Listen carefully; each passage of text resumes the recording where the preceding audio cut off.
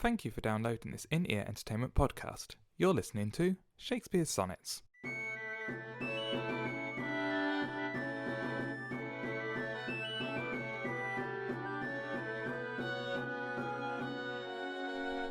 Sonnet 28.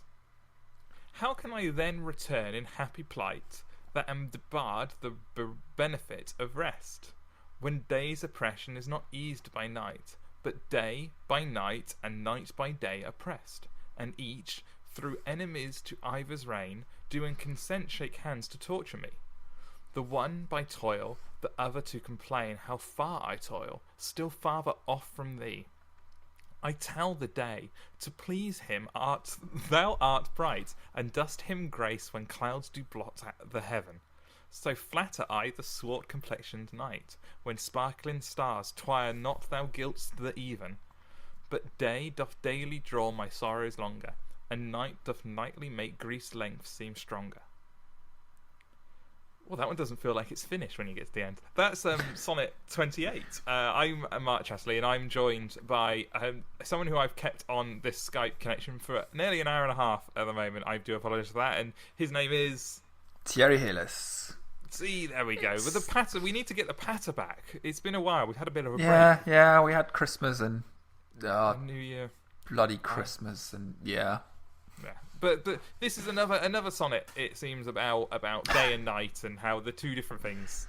Right. I don't want to get bylaid into a bloody Christmas parade. No. Just when you said this is another sonnet, I thought that was going to be the sentence. This is another sonnet. Bloody things. Just never-ending plight. Many of them. I love the idea of handing in academic essays. This is why I do very badly in academia, because I love the idea of handing in an essay going, Sonnet 28, this was another sonnet. It had 14 lines. Just really simple, short sentences. Shakespeare was sad in this sonnet. But it's quite a hard one to read, I thought. And I thought I did It's well. a very, very hard one to read. You can have a virtual pat from me. Thank you. We'll get straight on. You can read it now. But yes, this one, it seems very much the day and the night. By day, he toils to try and get to his love, or for somehow to make it easier for him to get to his love. And then the night just reminds him how that he's still far not there. He's yet to go. Which feels a bit like deciding to do a podcast on every one of Shakespeare's sonnets. It's no matter how far into them you get, there's always loads to go. But I like the image of them shaking hands and consenting to torture him. Like the two things are conspiring. Day and night actually working together. Yeah, which is a lovely for anyone who has ever been away from someone that they love during the day. It just, I mean, nowadays we have Skype and phones and everything, but at Shakespeare's time, they would have had letters, and letters took quite a long while to get anywhere. I mean, they didn't even have the telegraph yet, so they're just communicating with someone who's far away is just... Would it have been as well? How would sending a letter have worked? Was there a national postal service? I don't know. I'm not sure. I imagine you kind of went somewhere and went, I want to send this over here, and then it was pretty much at the luck of someone travelling that direction, maybe. I don't know. They might have had sort of postal service in between cities, maybe. Yeah, maybe it was just nobility that had the means to send letters. I mean, yes, poor people wouldn't have known anyone in other cities anyway. You wouldn't travel that far if you would. Yeah. I'm just writing to my German pen pal. Yeah, I guess that makes sense. I never had a pen pal, mainly because I was very bad at writing letters. I'm going to claim you're my pen pal because you're technically in a different country. That works. You're my Skype pen pal. Skype pal. That has dirty connotations. Sorry. Yeah. That's wrong. It's like FaceTime. There's a wonderful... I was watching on YouTube. Sorry, I'm going off on one now. About the new iPhone 6, which is taller than the iPhone 5. And it's like 2 foot long. In sort of how tall it is. I think I saw that. And it's got the wonderful line of, We found that we called it FaceTime, but no one was using it to send pictures of their face to anyone. So now it's called body time. And the idea is you could stand up and show your whole Just body. stand in front and... Oh, wow. I thought that was quite clever in terms of satire. I thought it was good. But yes, FaceTime. The sonnet. Blimey. Yes, you. I've been talking too much. You talk. Well, what I said before we started recording, there's a lot of P's in this one. Yes. As in the letter P. I mean, happy, plight, oppression, oppressed, which just sort of makes you stop when you try to read it. Yeah, at least in the first half of it, I think is very P heavy. The first half of it, yeah. It's And very then- P heavy. But That should be that. Yeah. Yeah, and then after that it becomes very S heavy. You got swart, sparkling stars, sorrows, griefs seem stronger. It all becomes very S-y. So that was probably intentional and probably means something. Don't know what. That's as far as we'll go. We've noticed that there's a certain letter that pops up a lot. It probably means something. My guess, if I had to guess, I would say it's representative of day and night working together. The P being one and the S being the other. And so you have half a sonnet with one which is daytime and half a sonnet with the other which is nighttime. And they've come together to create a sonnet. That, if I was writing an academic essay, is what I would try to blag. But that would. I mean, if you're writing it well, you could probably sell that. I could try. You might have solved the problem now. There's just hundreds of academics who've been going, wow, what does that mean, for years? I doubt that. But the other point I was going to make, the other point I wanted to make, is a couple of sonnets ago I talked about how the original quarto, that's the word, versions were slightly different. And I'm guessing it's to do with words. So, and I'm guessing some of it is probably to do with the way they transcribed letters. But the last two lines in the sonnet as we know it today are, "But day doth daily draw my sorrows longer, and night doth nightly make grief's length seem stronger."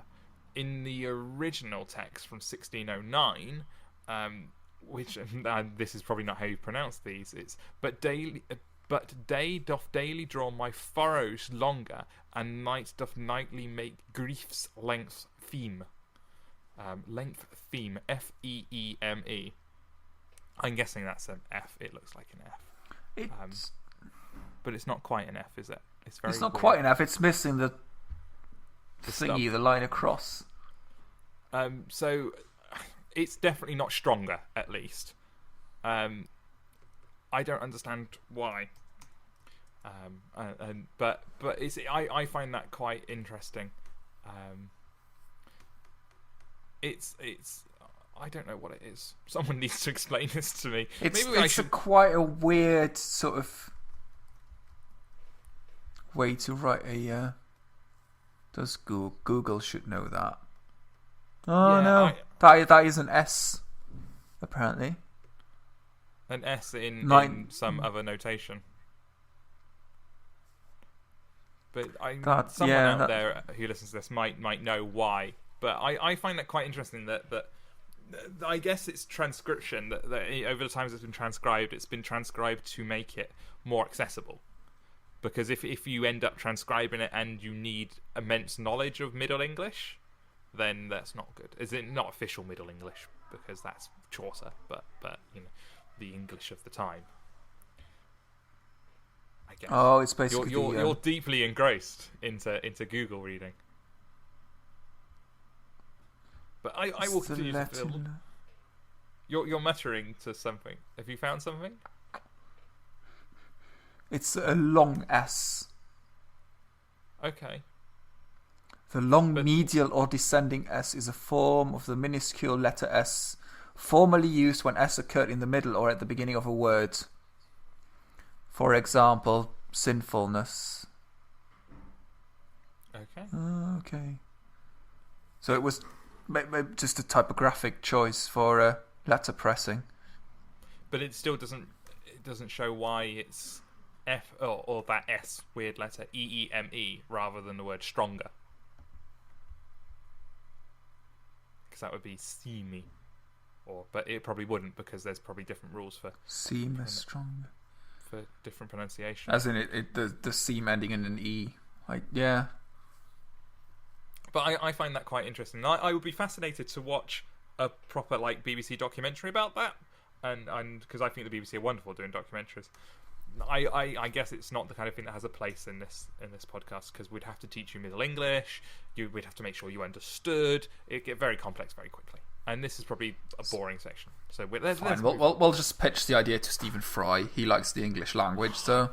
I would definitely watch a documentary, Stephen Fry talking about Shakespeare's language through the ages. It would be amazing. Or just the letter S. Or just the letter S. That's even better. A 4-part series on BBC4 with Stephen Fry on the letter S across the ages. And it would start with him going, being called Stephen, I've always had an affinity with the letter S. Because whoever writes the scripts of these documentaries, they always do things like that. I love it. Stupid puns, yeah. Anyway, what do you like about the sonnet? What do you not like? What do you hate? Do you want to burn it? I'm not... It's on a screen. I'm not going to burn it because that would destroy my hard drive. Okay. There's quite a lot of... I do have matches, though. That's... Why? You don't smoke? No, I have candles. Such a modern man. You have yeah. candlelit bubble baths, don't you? Well, I drank vanilla tea out of my Cinderella mug last night. So. Oh, I'm so happy you've told the world that. This man is fine. single, ladies. He has candles and he has Cinderella mugs with vanilla tea. I have scented candles as well. They smell of cherry snow. Is there such a thing as snow? Cherries on snow, sorry. Okay. Yes, that distinctive smell. It just basically smells. It's all Christmas presents. I like them. Okay, and a mug is a mug. A mug is a mug. I'm sure they're lovely. I'm going to stop laughing at you. It's fine. It's a surprise I'm single. I mean... You are a catch. I mean, let's face it. Not I would be the perfect gay man. Just, I'm looking in the wrong corner. I resent the fact that you think gay men drink vanilla tea from Cinderella mugs. Actually, not all of them, but not me. I could pull it off. You could. You probably could. Let's get back to the sonnet before this descends into just me and you chatting about why you're not gay.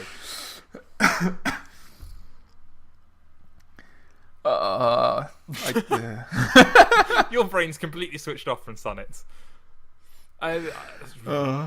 What did you like?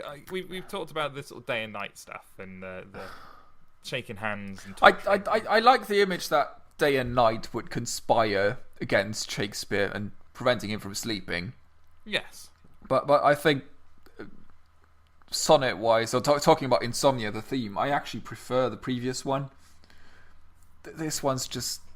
he's gone all off again on his complicated, look at me, I can write sort of... See, I like this one more. I'm the opposite. I like this one more because it's got a distinct message to it, which is that no matter how much he seems to work, he never gets to get closer. He never gets any closer. I think that's quite something that people can relate to, especially if it's unrequited he's love. Just stuck. Yeah. In unrequited love, you can change yourself all you want. You can work. You can flirt. You can court, as it would have been back in the day. But it's not going to go anywhere. So you're never any closer, even though you're putting in all this work. I quite like that as a message, I guess. I do like some of the images that he puts in. The swart-complexion'd knight, for example. Yes, which is very nice. And then very close. Isn't swart quite close to the German word for black? Is that not? It actually is. I didn't notice that. Schwarz. Yes. Black. Yes. Yeah. I knew something about another language. That's about my language. I wonder if that might actually be the same origin then. It could be. But yeah, I didn't even notice that one. Well done. Thank you. I'm the one speaking the language, and you're the one noticing it. I very, very few bits of German, and I vaguely record the word for black. That's good. But yeah, it is. We seem to be hitting the one-track sonnets at the moment. It's got an idea, it goes with it, it writes about it, and you're done. That's it. Yeah. But I like the conspiratorial nature of day and night work, but the idea that at the end, but day doth daily draw my sorrows longer.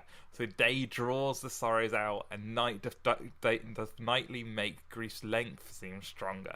So the day draws out the length of the sorrow, and night makes the grief seem more. I love that. I think that's really good. That's brilliant, especially because mostly people would think of the night as being the evil one. Yes. And the darkness being bad, and he's just going, well, no, the sun's shit too. Just the sun's actually one doing the work, and the night is just giving him time to reflect on how he isn't any. All the bad things that's actually happening in the day. Squeaky chair. Very, very squeaky chair. See, you should oil that chair. Be a proper that man. means going outside and buying oil and. Yeah, fair enough. Yeah. Just buy a new chair. Order one online. Yeah. Anyway, let's round this off. We don't seem to know much more about this one. There's only so much you can say about insomnia. Yes, exactly. And Shakespeare said it better than we can ever. So I will let you read, and we will say goodbye. I'm not going to stumble this time. I'm sure you won't. I have full confidence. Sonnet 28. How can I then return in happy plight that I'm I'm sure you won't. I'm just gonna start over. How can I then return in happy plight that am debarred the benefit of rest?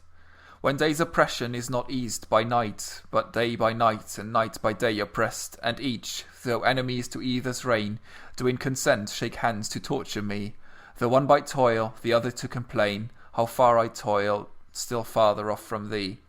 I tell the day,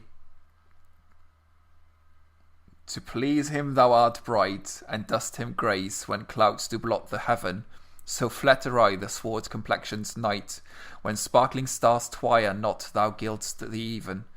But day doth daily draw my sorrows longer, and night doth nightly make grief's length seem stronger. Excellent. That was Sonnet 28. Thank you for joining us. We'll be back with Sonnet 29 next time. I've been Mark Chatterley. I have been Thierry Heles. And we shall leave you be. Goodbye. Goodbye.